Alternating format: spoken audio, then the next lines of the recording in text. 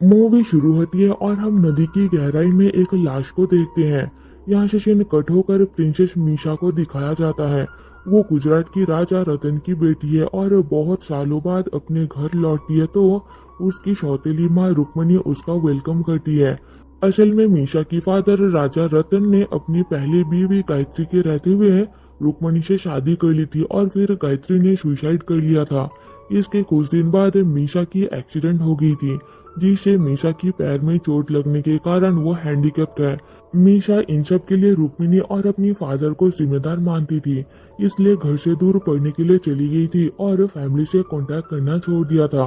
अब रात को डिनर के टाइम रुक्मिणी मीशा को बताती है कि उसके जाने के बाद उसकी फादर रतन बिल्कुल अकेला हो गए हैं और मीशा की पुरानी वीडियोस देख के टाइम बिताते हैं। मीशा पूछती है कि अभी उसकी फादर कहाँ है, तो रुक्मिणी बताती है कि रतन किसी काम से 3 से 4 दिन के लिए बाहर गए हैं। इसके बाद रात को मीशा किसी को दरवाजे पर आवाज देते हुए सुन के दरवाजा खोलती है, पर वहाँ कोई नहीं होता और फ्लोर पर खून का निशान होता है, जिसे फॉलो करते हुए मीशा एक जगह अपनी फादर को देखती है और उनके पीछे जाती है। आगे जाकर एक पर्दा हटाते ही उसे अपनी फादर का पुतला नजर आती है और सीढ़ी के नीचे उसकी फादर को नोटिस करती है। तभी वो पुतला मीशा को धक्का मार देता है तो मीशा सीढ़ी से नीचे गिर जाती है। होश में आने के बाद मीशा सबको बताती है कि उसने रात को अपनी फादर को देखा था, पर कोई उसकी बातों पे भरोसा नहीं करते क्योंकि रतन तो काम से बाहर गया हुआ है।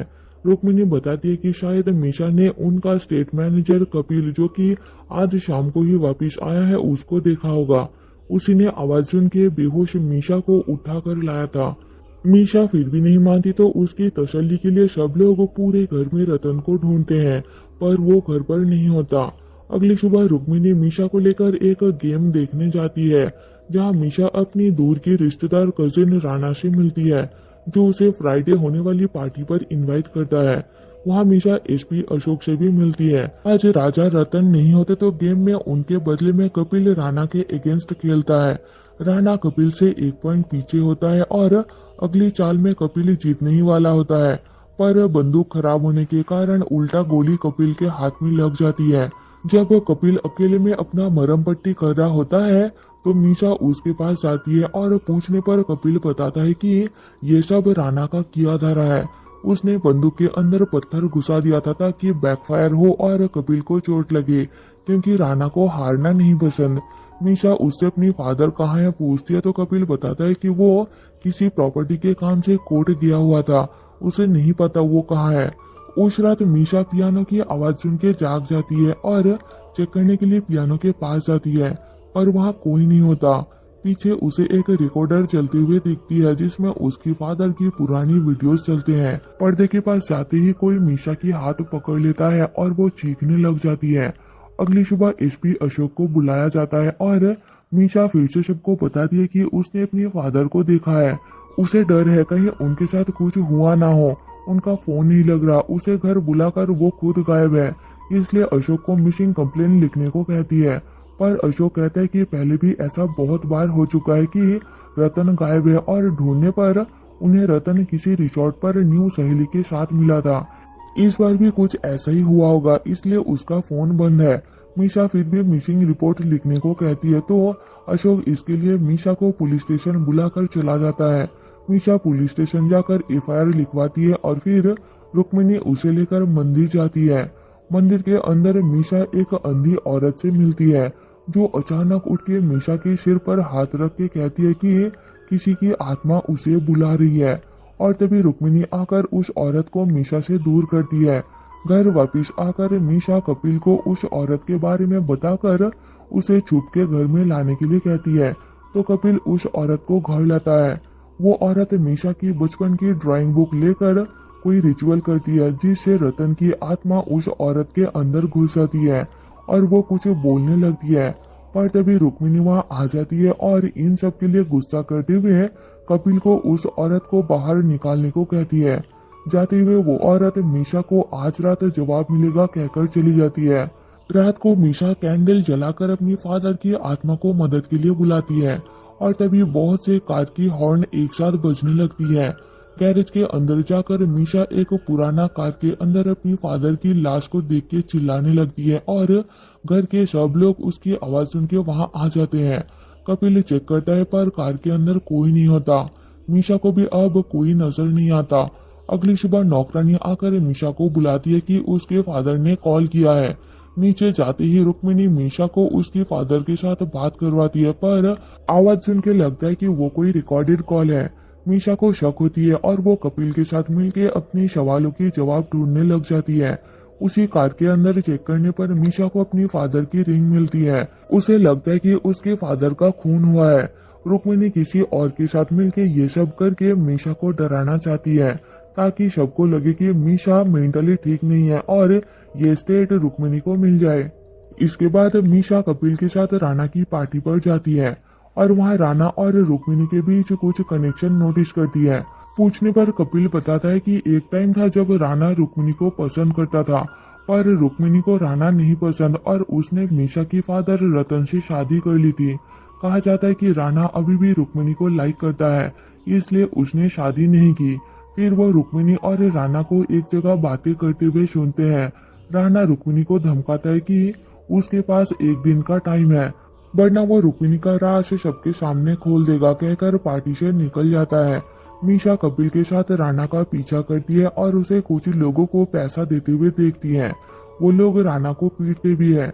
इसके बाद दोनों राणा के घर जाकर उसको कन्फ्रंट करते हैं तो राणा बताता है कि उसने और रतन ने मिलकर हवेली को होटल बनाने का प्लान किया था इसलिए उसने 50 करोड़ का लोन लिया था पर अब राजा गायब है और वो फंस गया है और इसी कारण से वो रुक्मिणी को धमका रहा था।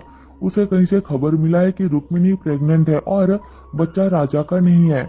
ये सब सुन के मीशा शॉक्ड होती है। इधर रुक्मिणी नहाते हुए खुद की आत्मा को अपने पेट पर स्टैब करते हुए देख के डर जाती है। घर वापिस आकर कपिल राजा को याद करके रोने लगता है तो मीशा उसे संभालती है और दोनों किस करते हैं। उसी रात फैक्ट्री के अंदर कोई राणा का खून कर देता है। अगली सुबह मीशा रुक्मिणी से पूछती है कि ये बच्चा किसका है तो रुक्मिणी उसे प्यार से समझाती है कि अभी भी टाइम है वो यहाँ से चली जाए। तभी अशोक का कॉल आता है और रुक्मिणी अर्जेंटली कपिल के साथ उससे मिलने चली जाती है। मीशा पैलेस के अंदर राजा का डॉग कमांडर को कार से मिली राजा की अंगूठी स्मेल करा के छोड़ देती है और डॉग पैलेस के अंदर तालाब के पास जाकर भौंकने लग जाता है। तो मीशा को लगता है कि उसके फादर की डेड बॉडी वहीं पर है। वो कपिल को कॉल करके जल्दी पैलेस बुलाती है और ड्राइवर पदम काका को तालाब के अंदर चेक करने के लिए कहती है। तालाब के अंदर उन्हें सच में राजा की डेड बॉडी मिलती है और तभी पीछे से कोई मीशा को मार के बेहोश कर देता है। होश में आने के बाद मीशा खुद को एक कार के अंदर पाती है। सामने की सीट पर पदम काका को मरा हुआ देखती है और कार के बाहर कपिल को देख के मीशा समझ जाती है कि ये सब कपिल का किया धरा है।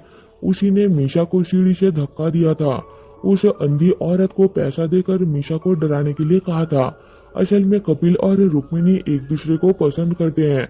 रुक्मिणी के पेट में पल रहा बच्चा कपिल का है। एक दिन राजा ने कपिल और रुक्मिणी को एक साथ कमरे में देख लिया था इसलिए कपिल ने राजा को मार के डेड बॉडी को प्लास्टिक रैप करके एक पत्थर के साथ बांध के पैलेस के अंदर पौंड में फेंक दिया था। इसके बाद कपिल मीशा की कार को एक तालाब में धक्का मार देता है और घर वापस आकर रुक्मिणी के साथ मिलकर प्लान करता है। दोनों अशोक को जाकर मीशा की मिसिंग रिपोर्ट करते हैं ये कहते हुए कि मीशा घर से गायब है। शायद वो मुंबई वापस जाने वाली थी पर उसका फोन नहीं लग रहा। अशोक चारों तरफ ढूंढता है और एक तालाब के अंदर पुलिस को मीशा की कार और ड्राइवर पदम की लाश मिलती है पर उन्हें मीशा की लाश नहीं मिलती। जब रुक्मिणी घर पर अकेली होती है तो उससे मिलने डॉक्टर शिखावत आता है तो रुक्मिणी उसे बताती है कि मीशा की एक्सीडेंट हो गई है। पुलिस को तालाब से उसकी कार मिली है। शायद वो मर चुकी है। ये सुन के डॉक्टर शिखावत बताता है कि मरी हुई लड़की दोबारा नहीं मर सकती क्योंकि वो अभी मुंबई से वापस आ रहे हैं और वहाँ उन्होंने हॉस्पिटल में मीशा की लाश देखा है। मीशा ने एक हफ्ता पहले सुसाइड कर लिया था। तभी रुक्मिणी घर के अंदर मीशा को देखती है और मीशा बताती है कि वो मीशा नहीं है। असल में वो लड़की मीशा की बचपन की दोस्त फातिमा है। अपनी फादर की दूसरी शादी से दुखी मीशा उनसे दूर जाकर डिप्रेशन में सुसाइड करने की कोशिश की थी पर वो बच गई थी और मुंबई की उसी हॉस्पिटल में एडमिटेड थी जहां फातिमा काम करती है। वहां डॉक्टर शिखावत मीशा की ट्रीटमेंट करते थे। धीरे धीरे मीशा और फातिमा फिर से दोस्त बन गए थे और फातिमा ने मीशा को उसकी फादर को माफ करके फिर से बात करने के लिए समझाया था। एक दिन दोनों बाप बेटी मिलने वाले थे, पर उसी दिन से मीशा की फादर का फोन बंद है देख के मीशा फिर से टूट जाती है और सुसाइड कर लेती है। उसे लगता है कि उसकी फादर उससे प्यार नहीं करते। डॉक्टर शिखावत राजा का दोस्त था। फोन बंद है देख के उन्हें कुछ गड़बड़ लगा तो उन्होंने फातिमा के साथ मिलके प्लान करके फातिमा को मीशा बना के ये सब किया। मीशा को कोई पहचान नहीं पाई क्योंकि वो बहुत सालों से उनसे दूर थी। किसी को मीशा की शक्ल पता नहीं था। मूवी की स्टार्टिंग में पानी के अंदर डेड बॉडी मीशा की थी। जब कपिल ने फातिमा को कार के अंदर लॉक करके तालाब में धक्का दे दिया था, तब फातिमा कार का शीशा तोड़ के अपनी जान बचाई थी। ये सब सुन के रुक्मिणी को अपनी गलती का एहसास होता है और वो उनसे माफी मांगती है।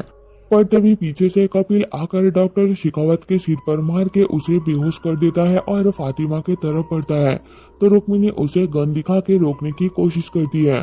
कपिल उससे गन छीनने की कोशिश करता है, जिस दौरान गोली रुक्मिणी को लग जाती है और उसकी मौत हो जाती है। फातिमा भाग के गैरेज के अंदर रखा एक बंदूक उठा लेती है और कपिल को रुकने के लिए कहती है। कपिल उसे बताता है कि जब वो 20 साल का था तब एक दिन उसने शौक से राजा रतन की कोट पहन लिया था, जिसके बदले में राजा ने उसको सबके सामने नंगा करके इंसल्ट किया था। इसी का बदला लेने के लिए उसने रुक्मिणी को फंसा के ये सब किया और राणा को भी उसी ने मारा था क्योंकि उसे बच्चे के बारे में पता चल गया था। बातें करते हुए कपिल फातिमा से गन छीन लेता है और फातिमा को शूट करने ही वाला होता है, पर गन बैकफायर होकर गोली कपिल को ही लग जाती है क्योंकि फातिमा ने गन के अंदर पत्थर डाल दिया था और कपिल की मौत हो जाती है। फिर पुलिस आती है और लाशों को रेस्क्यू करती है। डॉक्टर शिखावत होश में आ जाता है। एंड में राजा रतन का पहले से मीशा फाउंडेशन के बच्चों के नाम कर दिया जाता है और मूवी यही खत्म हो जाती है। मिलते हैं आपसे मेरे नेक्स्ट वीडियो में, तब तक के लिए stay safe and bye bye.